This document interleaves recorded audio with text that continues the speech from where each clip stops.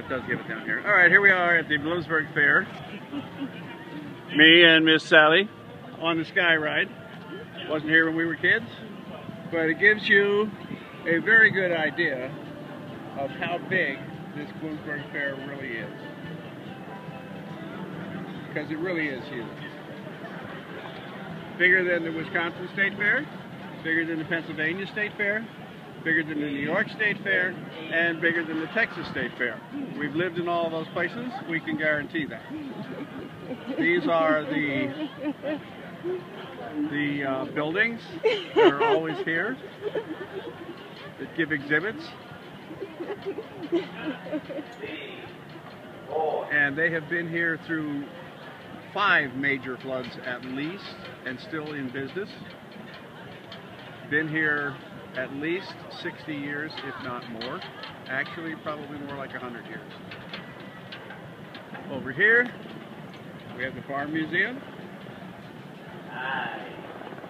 Little shot of the helicopter rides that they give. Places we eat. Off in the distance, the brick building is McGee Carpet Company, which used to be the largest carpet company in the United States of America. It has now moved south. The grandstand you see is where they carried the midget auto race cars and the sulky horse rides. Yes, this is a tour. More buildings. Industrial building, arts and crafts building. And as we get up, you'll be able to see Reithofer's rides in the distance. Down there is where the floods were.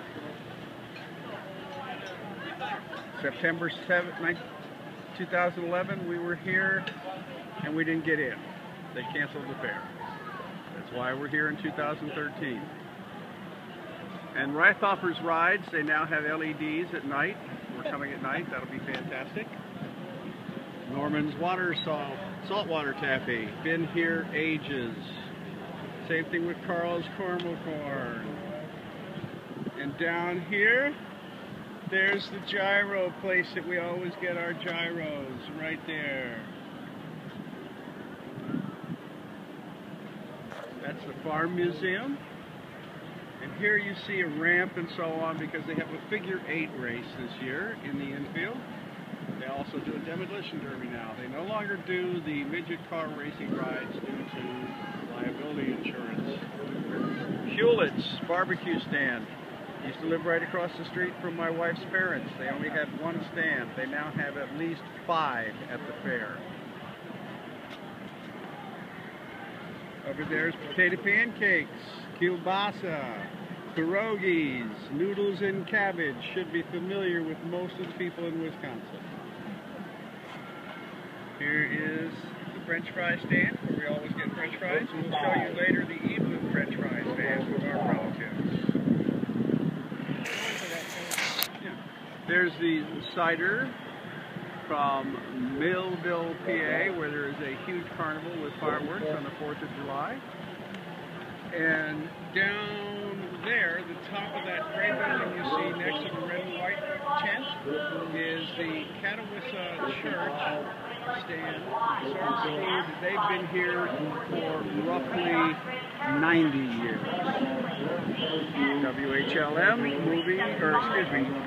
radio station stood for Harry L. McGee, the owner of McGee's Carpet Company. The big building you see in the background is the grandstand. This bingo stand has been here again since I was a child. And there's the Coors Sunkist stands for fresh fruit and orangeade.